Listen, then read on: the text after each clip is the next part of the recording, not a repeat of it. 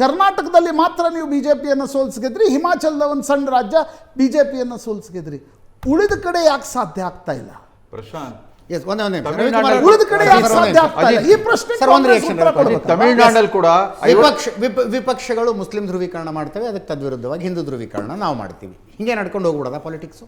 Sir, ನಾವು ಅವರು Muslim ಓಲೈಕೆ ಮಾಡ್ತಾರೆ, ನಾವು ಹಿಂದೂ ಓಲೈಕೆ ಮಾಡ್ತೀವಿ, ಹಿಂಗೆ ನಡ್ಕೊಂಡು ಹೋಗ್ಬಿಡೋದು. ನಾವು ಯಾವ ತುಷ್ಟೀಕರಣವನ್ನು ಕೂಡ ಮಾಡ್ತಾ ಇಲ್ಲ, ನಾವು ಸತ್ಯವನ್ನ ಹೇಳ್ತಾ ಇದ್ದೇವೆ, ಸತ್ಯ ಹೇಳ್ತಾ ಇದ್ದೀವಿ.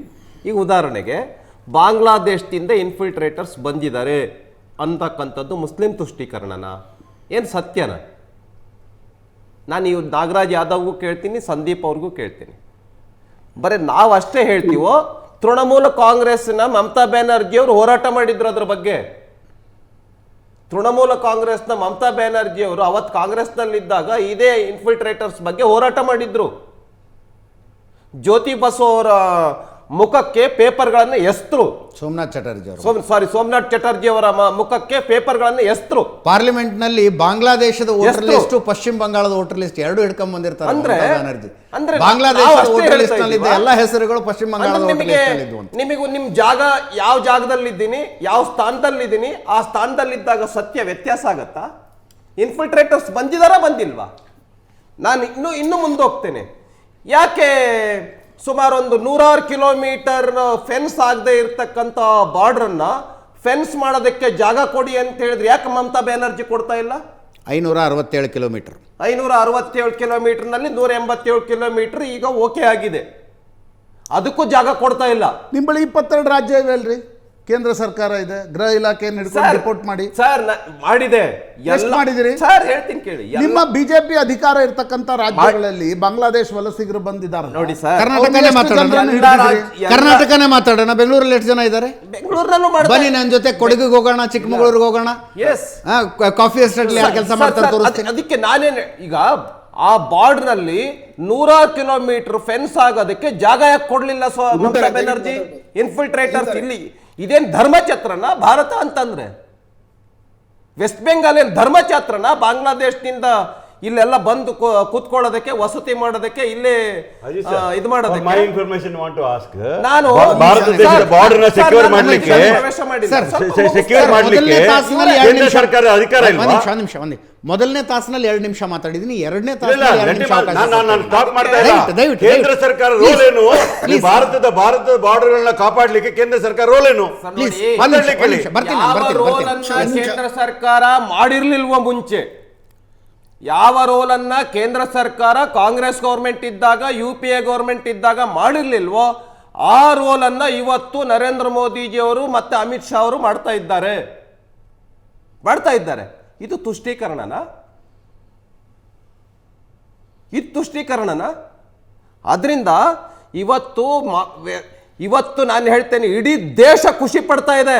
ಬಿಜೆಪಿ ಕಾರ್ಯಕರ್ತರಲ್ಲ, ವೆಸ್ಟ್ ಬೆಂಗಾಲ್ ಗೆದ್ದಿರ್ತಕ್ಕಂಥದ್ದು ಏನು ಮಮತಾ ಬ್ಯಾನರ್ಜಿಯ ವಿರುದ್ಧ ಗೆಲುವಲ್ಲ, ಇದು ಈ ಅವ್ಯವಸ್ಥೆಯ ವಿರುದ್ಧ, ಅರಾಷ್ಟ್ರೀಯತೆ ವಿರುದ್ಧ, ಭಾರತದ ಭದ್ರತೆಗೋಸ್ಕರವಾಗಿ ಆ ರಾಜ್ಯವನ್ನ ಗೆದ್ದಿದ್ದು ಬಹಳ ಒಳ್ಳೇದಾಯ್ತು ಅಂತ ಹೇಳಿ ಇಡೀ ದೇಶ ಖುಷಿ ಪಡ್ತಾ ಇದೆ.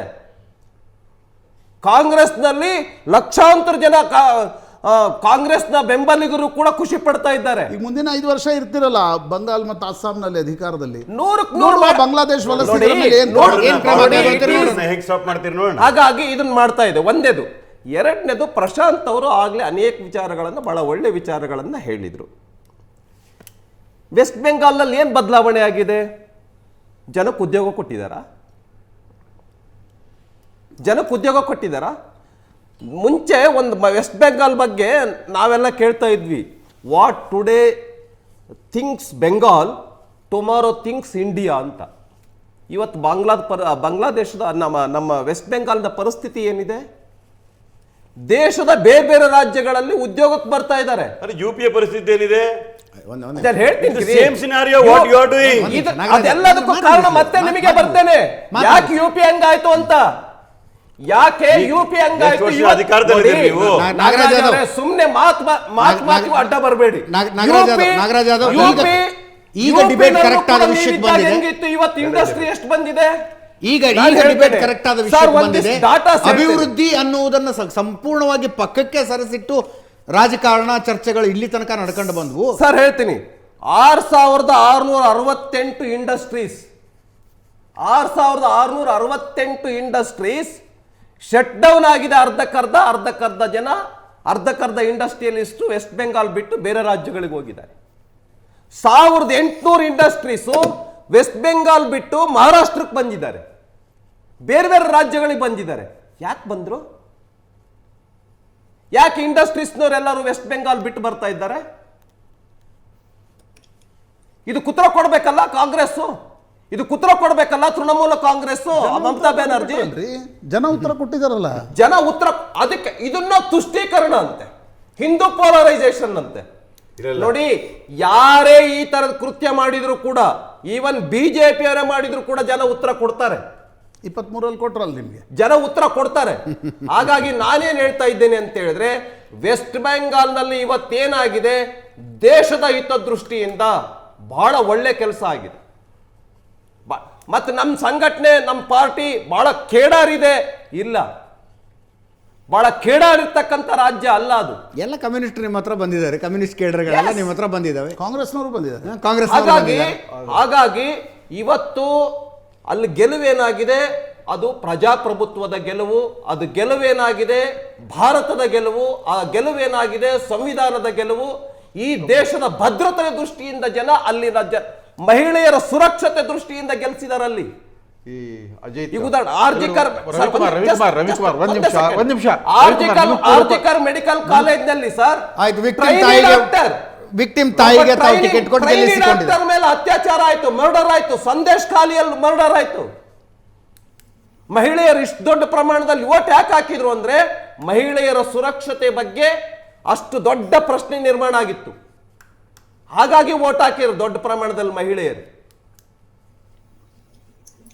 ಈ ವಿಷಯಗಳನ್ನು ಚರ್ಚೆ ಮಾಡೋದು ಬಿಟ್ಟು ವ್ಯವಸ್ಥೆ ಬಗ್ಗೆ, ಈ ದೇಶದಲ್ಲಿ ವ್ಯವಸ್ಥೆಯನ್ನ ಮೊದಲು ಹಾಳು ಮಾಡಿರ್ತಕ್ಕಂಥದ್ದೇ ಅಂದಿನ ಕಾಂಗ್ರೆಸ್, ಇಂದಿನ ಇಂಡಿ, ಈ ಮುಂಚೆ UPA.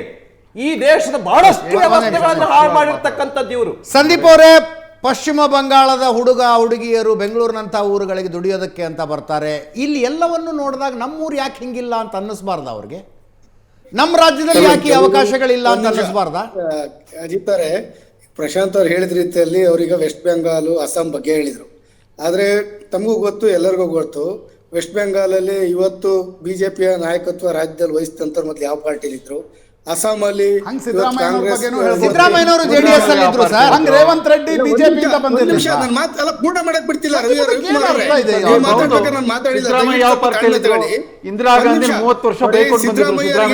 ಸಿದ್ದರಾಮಯ್ಯರಿಗೆ ಕಾಂಗ್ರೆಸ್ನವರು CBI ET ಹಾಕಿ ಶಾರದಾ ಸ್ಕ್ಯಾಮ್, ಈ ಸ್ಕ್ಯಾಮ್ಗಳಲ್ಲಿ ಅವ್ರನ್ನ ಬ್ಲಾಕ್ ಮೇಲ್ ಮಾಡಿ ಪಾರ್ಟಿಗೆ ಸೇರಿಸ್ಕೊಂಡಿರ್ಲಿಲ್ಲ. ಇವತ್ತು ಸುವೇಂದ್ರ ಅಧಿಕಾರಿ ಯಾಕೆ ಪಾರ್ಟಿಗೆ ಸೇರಿದ್ರು? ನಾಗಾಲ್ಯಾಂಡ್ ಅಲ್ಲಿ ಯಾಕೆ ಬಿಜೆಪಿ ಅಧಿಕಾರದಲ್ಲಿದೆ ತಮಗೆಲ್ಲ ಗೊತ್ತಿದೆ. ಅಲ್ಲ, ನೀವು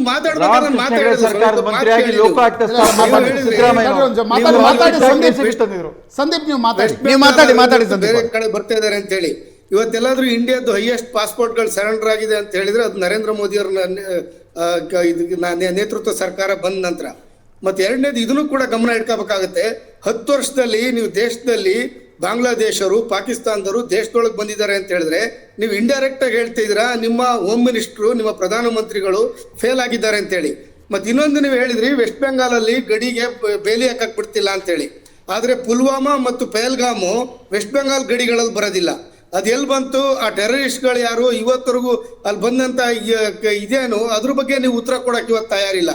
ದೇಶದಲ್ಲಿ ಇವತ್ತು ಅಭದ್ರತೆ ಕಾಡ್ತಾ ಇದ್ರೆ, ಇವತ್ತು ಬಿಜೆಪಿ ಸರ್ಕಾರ ಕೇಂದ್ರದಲ್ಲಿ ಅಧಿಕಾರ ಬಂದ ನಂತರ ಇವತ್ತವರೆಗೂ ನೀವು ಪಹಲ್ಗಾಮಲ್ಲಿ ಯಾರು ಟೆರರಿಸ್ಟ್ ಹೊಡೆದೋದ್ರು, ಇವತ್ತವರೆಗೂ ಆ ಟೆರರಿಸ್ಟ್ಗಳನ್ನ ನೀವು ಹೆಸರನ್ನ ಬಹಿರಂಗ ಪಡಿಸಕ್ ಆಗ್ತಾ ಇಲ್ಲ.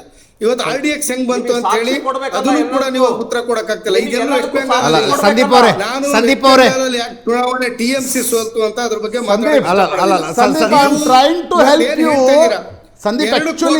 ಉದ್ಯೋಗ ಸೃಷ್ಟಿ ಮಾಡ್ತೀವಿ.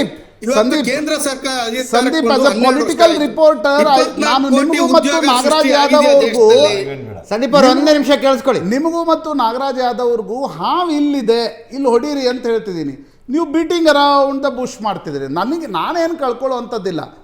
ಕಾಂಗ್ರೆಸ್ನ ಕಾರ್ಯಕರ್ತರು ಬಯಸ್ತಿರ್ತಾರೆ, ಏನು ಆತ್ಮಾವಲೋಕನವನ್ನು ನಮ್ಮ ಲೀಡರ್ಸ್ಗಳು ಮಾಡ್ತಾರಪ್ಪ. ನೀವು ಮಾಡ್ಕೊಳ್ಳಿಕ್ ತಯಾರಿಲ್ಲ. ಬಿಜೆಪಿ ಆರೋಪ ಮಾಡ್ಲಿಕ್ಕೆ ಇಡೀ ವರ್ಷ ಬಿದ್ದಿದ್ದೀರಿ. ಅರ್ಥನೇ ಆಗ್ತಿಲ್ಲ. ಒಂದ್ ನಿಮಿಷ ಪ್ರಶಾಂತ್ ಅವರೇ, ದಯವಿಟ್ಟು ನನಗೊಂದು ಅರ್ಥ ಆಗ್ತಿಲ್ಲ. ಅವರು ಈಗ ಅವ್ರೇನ್ ಕೇಳಿದ್ರು ವಿಚಾರನ, ಹೊರದೇಶದಿಂದ ಇವತ್ತು ದೇಶದಲ್ಲಿ ಬಂದಿದ್ದಾರೆ. ಇವತ್ತು ಅಲ್ಲ ಸರ್, ಅದು ಜಾಸ್ತಿ ಆಗಿದ್ದಾರೆ. ಇವತ್ತಲ್ಲ ಸರ್, 1971ರಲ್ಲಿ ಬಂದ್ರು. 2 ಕೋಟಿ ಜನ ಬಂದ್ರು. ಫೇಲ್ ಆಗಿದ್ದಾರೆ 11 ವರ್ಷ. ಪಹಲ್ಗಾಮು, ಪುಲ್ವಾಮಾ, ವೆಸ್ಟ್ ಅಲ್ಲ, ಒಂದ್ ನಿಮಿಷ ಕೇಳಿಸ್ಕೊಳ್ಳಿ ಇಲ್ಲಿ. ನೀವು ಹೇಳ್ತೀರಾ ಅವರಿಗೆ ಸಂದೀಪ್ ಅವರೇ, ಇವತ್ತು ಅಲ್ಲ ಬಂದದ್ದು. 1971ರಲ್ಲಿ 2 ಕೋಟಿ ಜನ ಬಂದ್ರು ಸರ್. ವಿಷಯಕ್ಕೆ ನಾನು ಉತ್ತರ 2008ರಲ್ಲಿ ಮುಂಬೈಯಲ್ಲಿ ಬಂದ್ರಲ್ರಿ, 2001 ಪಾರ್ಲಿಮೆಂಟ್ ಅಲ್ಲಿ ಬಂದ್ರು, ಕಂದಾರದಲ್ಲಿ ಬಂದ್ರು. ಆಯಾ ಪಾರ್ಟಿಗಳನ್ನ ನಾವು ಕೇಳ್ತಾ ಕೂತ್ಕೊಳ್ಳೋದಾ? ಮುಂಬೈಯಲ್ಲಿ ಬಂದ್ರು, ಅದು ಯಾಕೆ ಕಂದಾರಿಗೆ ವಿಮಾನ ಬಿಟ್ಟಂತಾರೆ, ಮುಂಬೈಗೆ ಬಂದ್ರು, ಹಿಡಿದು ಹೊಡೆದು. ಸಂದೀಪ್ ಅವರೇ, ಈ ದೇಶದಲ್ಲಿ ಟೆರರಿಸಂ ಏನಿತ್ತು ಏನಾಗಿದೆ, ಈ ದೇಶದಲ್ಲಿ ನಕ್ಸಲಿಸಂ ಏನಿತ್ತು ಏನಾಗಿದೆ, ಆಲ್ ಟುಗೆದರ್ ಡಿಫರೆಂಟ್ ಸಬ್ಜೆಕ್ಟ್. ಗೊತ್ತಿಲ್ಲ, ಅದರ ಬಗ್ಗೆ ನನಗೆ ಬಹಳ ಸ್ಟ್ರಾಂಗ್ ಪಾಯಿಂಟ್ಸ್ ಇದಾವೆ, ಒಪಿನಿಯನ್ಸ್ ಇದಾವೆ. Better not to go there. ಅಲ್ಲಿಗೆ ಹೋಗದೆ ಇರೋದು ಒಳ್ಳೇದು. ಅಜಿತ್ ಅಲ್ಲಿಗೆ ಹೋಗದೆ ಇರೋದು ಒಳ್ಳೇದು. ಸಂದೀಪ್ ಅವರೇ, ಕೊಟ್ಟರೆ ವಿಚಾರ ಅಲ್ಲಲ್ಲ ಸಂದೀಪ್ ಅವರೇ, ಪ್ರತಿ ಚುನಾವಣೆ ಸಂದೀಪ್ ಅವರೇ, ಒಂದು ಆತ್ಮವಿಮರ್ಶೆ. ಅಜಿತ್ರ Sandeep Islamic terrorism, Islamic terrorism, Naxalism, ಈಶಾನ್ಯ ಭಾರತದ ಪ್ರತ್ಯೇಕತಾವಾದ ಹೆಂಗಿದ್ದು ಏನಾದವು, ಆ ವಿಷಯದ ಬಗ್ಗೆ ನನಗೆ ಬಹಳ ಸ್ಟ್ರಾಂಗ್ ಒಪಿನಿಯನ್ ಇದಾವೆ. ಅಲ್ಲಿಗೆ ಹೋಗದೆ ಇರೋದು ಒಳ್ಳೆ. ತಾವು ಪಶ್ಚಿಮ ಬಂಗಾಳ ತಮಿಳುನಾಡಿಗೆ ಬರೋಣ. ಪಶ್ಚಿಮ ಬಂಗಾಳ ತಮಿಳುನಾಡಿಗೆ ಬನ್ನಿ ದಯವಿಟ್ಟು. ಸಂದೀಪ್ ಅವರೇ, ಎಲೆಕ್ಷನ್ ರಿಸಲ್ಟ್ಸ್ ಬರೋಣ. ಸಂದೀಪ್ ಅವರೇ, ಪ್ರಾಮಿಸ್ ಮಾಡಿದ್ರು ಅಲ್ಲ, ದೇಶದಲ್ಲಿ 24 ಕೋಟಿ ಉದ್ಯೋಗ. ಟೆರರಿಸಂ ಅನ್ನು ಯಾರು ಬೆಳೆಸ್ತಾರೆ ಈ ದೇಶದಲ್ಲಿ? ಅಲ್ಲಿಗೆ ಹೋಗೋದು ಬೇಡ, ಪ್ಲೀಸ್ ಅಲ್ಲಿಗೆ ಹೋಗೋದು ಬೇಡ, ಅಲ್ಲಿಗೆ ಹೋಗೋದು ಬೇಡ. ಜೋಡಿಸ್ತಾ ಇದ್ದೀನಿ ಅಷ್ಟೇ, ಬಿಟ್ರೆ ನನಗೂ ವಿಷಯಾಂತರ ಮಾಡಕ್ ಇಷ್ಟ ಇಲ್ಲ. ಓಕೆ, ಸಂದೀಪ್ ಅವರೇ, ತಾವು ಹೇಳೋದು 2 ಕೋಟಿ ಉದ್ಯೋಗ ಸೃಷ್ಟಿ ಅಂದಿದ್ರು, ಸೃಷ್ಟಿ ಮಾಡಿಲ್ಲ. ಬ್ಲಾಕ್ ಮನಿ ತರ್ತೀನಿ ಅಂದಿದ್ರು, ತಂದಿಲ್ಲ. ಈ ಎಲ್ಲಾ ವಿಷಯಗಳನ್ನ ತಾವು ಪ್ರಸ್ತಾಪಿಸಿದಾಗ ನರೇಂದ್ರ ಮೋದಿ ಅವರ ಸರ್ಕಾರದ ವಿರುದ್ಧ ರವಿಕುಮಾರ್ ಅವರು ಹೇಳಿದ ರೀತಿಯಲ್ಲಿ ಕೇಂದ್ರ ಸಚಿವರು ನರೇಂದ್ರ ಮೋದಿ ಅವರು ಫೇಲ್ ಆಗಿದ್ದಾರೆ. 10 ವರ್ಷದಲ್ಲಿ ಬೇಕಾದಷ್ಟು ಜನ ಬಾಂಗ್ಲಾದೇಶದಿಂದ, ಪಾಕಿಸ್ತಾನದಿಂದ ದೇಶಕ್ಕೆ ಬಂದಿದ್ದಾರೆ ಅಂತ ಅವರೇ ಇಷ್ಟೆಲ್ಲ ಇಟ್ಕೊಂಡು ನರೇಂದ್ರ ಮೋದಿ ಅವರನ್ನ 3ನೇ ಚುನಾವಣೆಯಲ್ಲೂ ಸೋಲಿಸೋದಕ್ಕಾಗಲಿಲ್ಲ ಅಂದ್ರೆ ಸಮಸ್ಯೆ ಎಲ್ಲಿದೆ ಅಂತ ಕೇಳ್ತಾ ಇದ್ದೀನಿ ನಾನು. ಇಲ್ಲ, ಸಮಸ್ಯೆ ಎಲ್ಲಿದೆ ಅಂತ ಕೇಳ್ತಾ ಇದ್ದೀನಿ ನಾನು. ನೋಡಿ, ಒಂದ್ ನಿಮಿಷ. ಯಾರು ಫೇಲ್ಯೂರ್ ಆಗಿದ್ದಾರೆ ಅಂತ ಜನ ಉತ್ತರ ಕೊಟ್ಟಿದ್ದಾರೆ ನಿಮಗೆ. ಕಾಂಗ್ರೆಸ್ ಪಕ್ಷನು ಹಲವಾರು ವರ್ಷಗಳ ದೇಶ ಆಳಿದೆ, ಆಯ್ತಾ. ಹಾಗಾಗಿ ಇವ್ರಿಗೂ ಕೂಡ ಅವಕಾಶ ಸಿಕ್ಕಿದೆ. ಜನ ಏನೋ ಬದಲಾವಣೆ ತರ್ತಾರೆ ಅಂತ. ಅಬ್ಕಿ ಬಾರ್ 400 ಬಾರ್ ಅಂದವರು 240 ಸೀಟಲ್ಲಿದ್ದಾರೆ.